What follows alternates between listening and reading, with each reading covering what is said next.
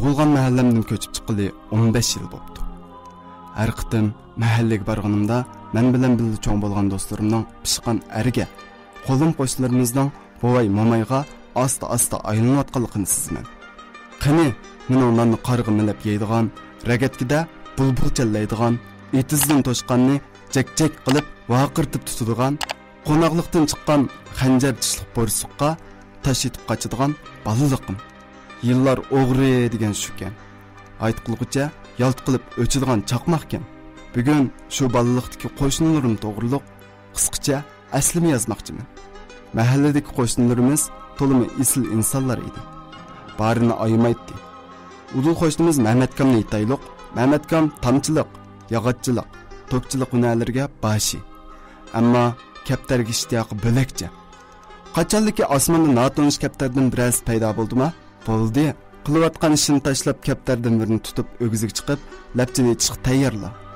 Cho'nglar Mehmetkam to'g'riliq bir hikoyani to'la aytib toza kulishidi. Mehmetkam yangi to'y qilgan kunlari bir kuni maskirib ayol Ayguldamga kaptar to'g'riliq so'zlab qopti. Sen xotin.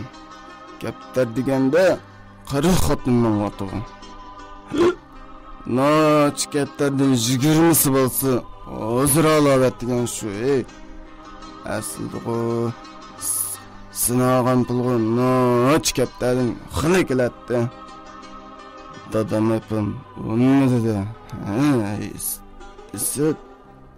Ayguldamning ko'ngliga qattiq tekkan chig'i atsil kataktik kaptardan 10 dek kaptarni ochqib sitib o'tibdi. Kech kirganda Mehmetkam katakka qarasa, kaptar yo'q. So'risi sitib etgan. Shuning bilan ishga oldida yig'lab yetib olib, uyga kirgilmabdi. Ko'chadagilar so'rab akirib qo'ysimi, kaptirim debla o'ngrab yinib chiqib oldi ekan. Ayguldam kaptarni qaytirib akib bergandila, ondan uyga yinib kiribdi ekan. Ayguldanning qo'li daryo ayol edi. O'z go'sht bo'lmasmi, quruq say bilan tomoqni shunchalik o'xshatdi. Salg'il chayqalmasa, jigidak bilan etib, chayni yuzini yana yilikdek o'xshatdi. Qo'shnilar bilan qizirishib qolsimi, atsizlar. Nima ish qilyapsizlar? deb kulib kiratdi. Qaysi kuni bizning uyga kelib, bishning to'xtamay og'riyotganligini, tekshirsa, o'sim bor deganligini aytib, yig'labmi ketdi. Ayguldam ketgandan keyin opam ko'ngli tuz, haqqi yomonlik yo'q, isil ayol edi, rahtidan jappasi ko'p edi deb ko'z yoshmi qildi. Oldimizdagi qo'shnimiz Aqtamkam paranxumar kishi. Nasib bo'lib qolsa, bizning uyga kirib dadamni vaqiraydi. Efendim, efendim. Qanisiz? Keling. Bana açıq muhir kiba. Kigizib taatdan talag'i. Yan pashlab yetib paran qilamiz. Aqtamkamning parani ochiq uchaydek uzun paran. Asnik tutib ketmaslar, ko'z bilan og'zini yummay paran qila oladi. Shunga dadam va Aqtamkamning g'ach-g'ach oyog'ining ovozi darvozadan anglangan hamon astali uyning ichiga mo'kkach, "Men yo'q-da" deb ishorat qildi. Aqtamka, dadam yo'q-da. Yo'q.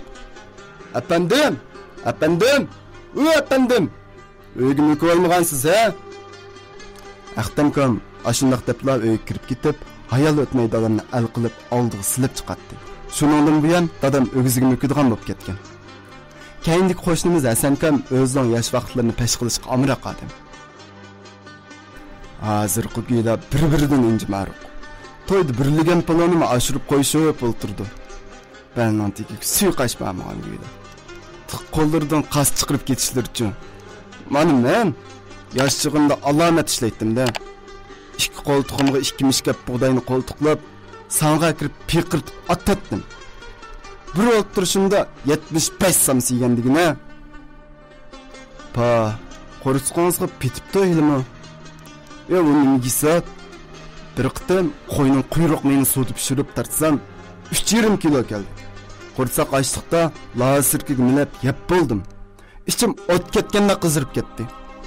Shu kuni kech o'stanga tushib bir kecha yetdim. Bir chaqda qarasam atrofimdagi suvni mayla laylayotmanda. Hasankamni poatido deb o'ylaydim. Lekin cho'nglardan so'rasam, Hasankamning deganlari rost ekanligini dalilga aytdi. Ma'u qo'shnimiz Sidiqkam 4 odam bir yer kelsa parani qo'ldan bermaydi. So'ng laqimi ko't-ko't. Bizning mahalla O'stan orqali 2 ga bo'linadi. O'stangning tövünde Sıdıkkam gap bermekti. O'stangning yuqorisida Sıdıkkamning aksi Sultankam xalqaro xabarlardan tatib anlatışıp etdi. Şoňa laqımı Kaskas idi. Koçimizning başida kichik dadamlarning öýü bar. Kichik dadamning laqımı Çöyün. Kichik dadam pulga Çöyündek qattiq emas, balki sanqon ishkimdek tolimi mert adam.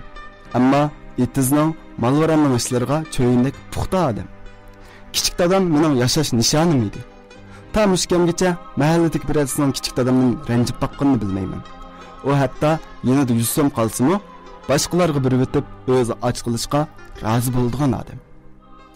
Yillar o'tib, ko'chamga qaytib kirganda qarasam, qo'shnilarimiz haqiqatan qiribdi.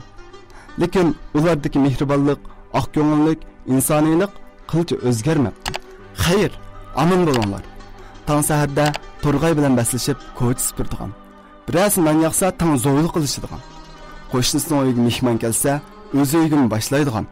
Og'riq qo'shnilarining tamqini etib, kirni yuydigan. To'yga tang qopib, tang uzdidigan. Atkan tamqining tunji qachisini qo'shnisiga chiqaradigan. Yazning chiroyli oqshomlarini ko'chada kigizda o'ltirishib, turmush paranglarining to'xtamay qilishadigan ham anglaydigan sevimli qo'shnilar.